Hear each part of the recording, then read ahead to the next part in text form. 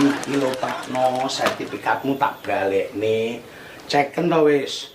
Utuh mengko ora prowok blas. Dengarin dapuramu kuat nebus.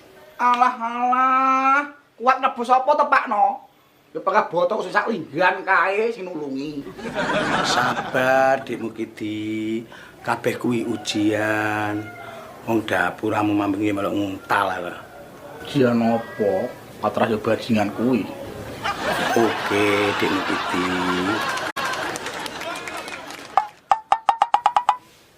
Lah wingi nyateti apa to, Bu? Mosok pos-poso ya digawe. Digawe ndasmu atos kuwi. Sampean kok panggah ngono ya to, Pak? Poso karo gak poso omongane ra nek bedane. Panggah bongol lek. Dhewe.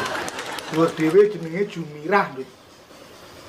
Jumirah Prayu Rondo anak sitok omahe lor dhewe ning kali kuwi to, Pakno.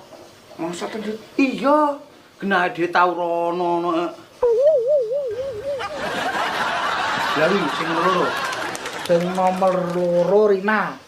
Bayu, Rina kena cahaya bang, kok suwe mek montok. Ya bener kuwi rondo Pakno, tapi wis diopeni wong, cuma ganggu, kok ganggu. Isore nek di Nak ngisore jenenge Fani, Ndut. lah nek Fani ki Pakno bener rondo, tapi saiki murel. Sampeyan lek pengen ngundang cah kuwi, metu teko omah ngitung jam lho. Pikiran sik. Do layak. Ndingi kok dewe-dewe bocah mbulawin to, Ndut. Tiba purel to. Iso dhewe.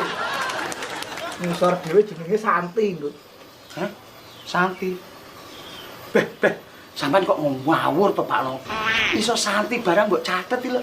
Cah kuwi lho wis duwe bojo, dikowepruk bojone kapok wingko. Masa wis rabi nek, Ndut? Wis, Pakno. Cah kuwi dadi rondo lho mek 3 wulan tok. Ngono ya ora kabar-kabar iki. Aku dhewe lagi dikabari kok. Leh, berarti wis kenal, Ndut. Ya kenal pol to, Pakno. Aku lho ya wis entek akeh. Jane ngomongnya apa to kok malah tekan ndi? Acarane sampean ki lho, Pak, sidone piye?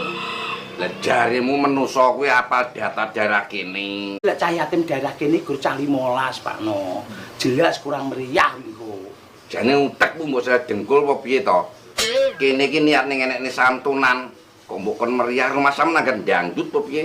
Loh, santunan karo dangdutan malah jos to, Pakno. Bener gendut lho, Pakno. Lah wingko sing bar nampa amplop, sing pengen nyawer ben nyawer, sing pengen mulih ben mulih. Ya to, Ndut.